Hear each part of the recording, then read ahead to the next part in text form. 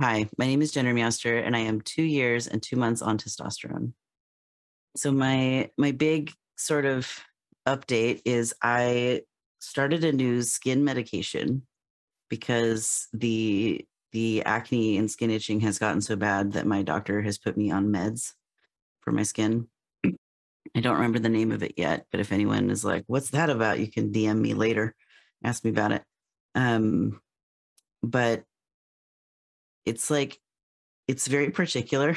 I'm really struggling with it because um, you aren't supposed to have it with calcium or iron or magnesium or some other things. And so basically, I need to take it in the morning before I start my day.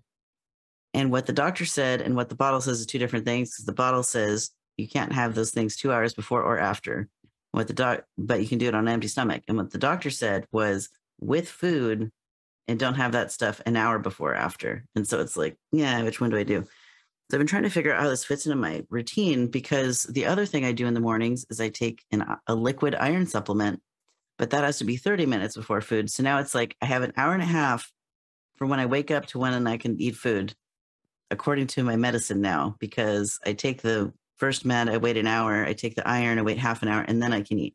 And so it's like, oh gosh, it's just a lot. It's a lot to keep track of. And the other thing is, we're not even sure if this particular med is going to help with the particular skin problem I'm having or not, like the itching, the post shower itching. And so it's just like, nah, we'll try it and see how it goes, I guess. So I'm like not thrilled with this, but it's only the second or third day I've been on it. So I need to give it time to like settle in and figure it out. I suppose the other update is I started an oral minoxidil, which for those who don't know, minoxidil is um, typically people will have a topical one that you put like right here on your head or wherever on your head that you're balding, and it helps you keep your hair.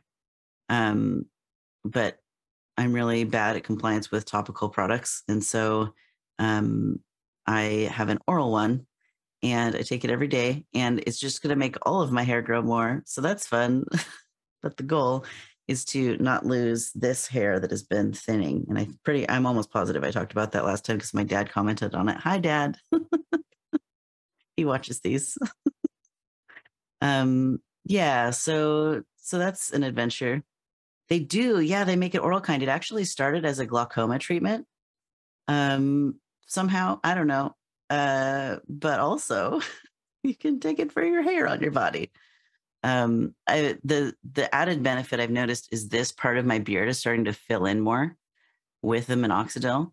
Um, so that's exciting because I've been wanting that to happen for 2 years now. Like, this has finally grown in, which is very nice, but it's like, where's this part though? We're missing the middle. It's, I don't know. Anyway, so yes, beard thoughts.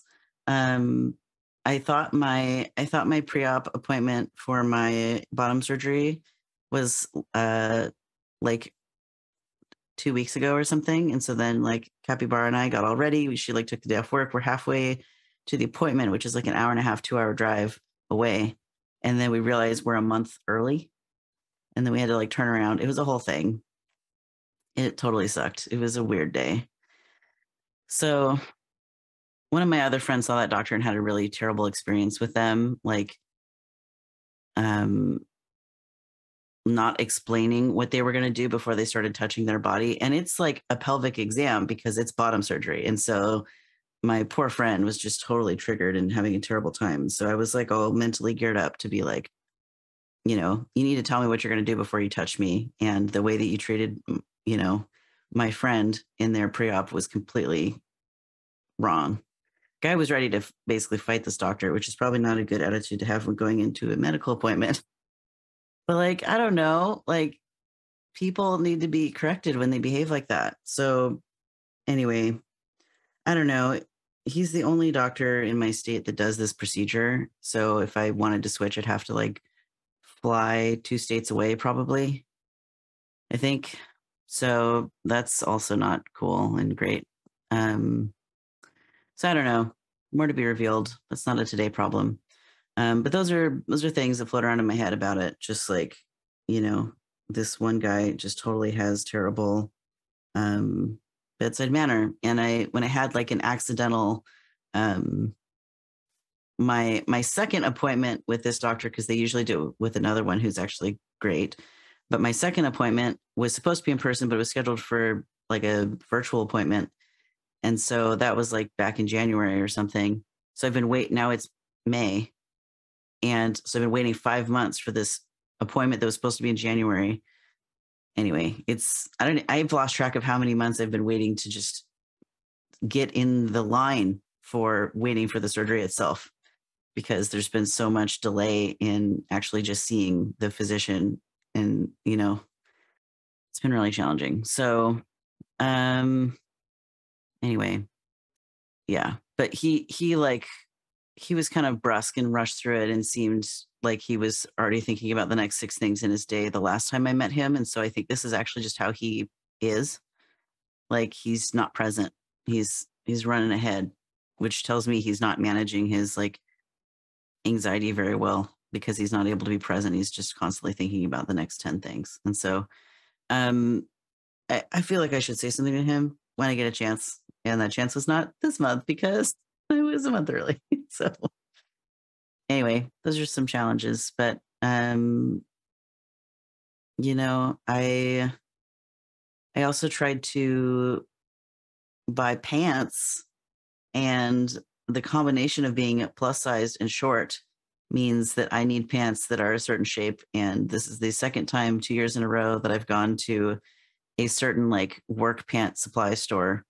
Because my wife also needed like pants to work in the yard, and she's used to this specific brand of pant. And so we went there, and I've been wanting a pair for myself for like 2, 3 years, because I think they look kind of butch and, hot. And I'm like, I look good in that. Um, but in that particular store, they didn't have any pants that were my size. I'm like a 52, and the biggest they go up to is a 46. That's in like men waist pant sizes. And so like the guy who was there was like, here, you can just try these on when they were 46. And he had literally just measured me with a measuring tape.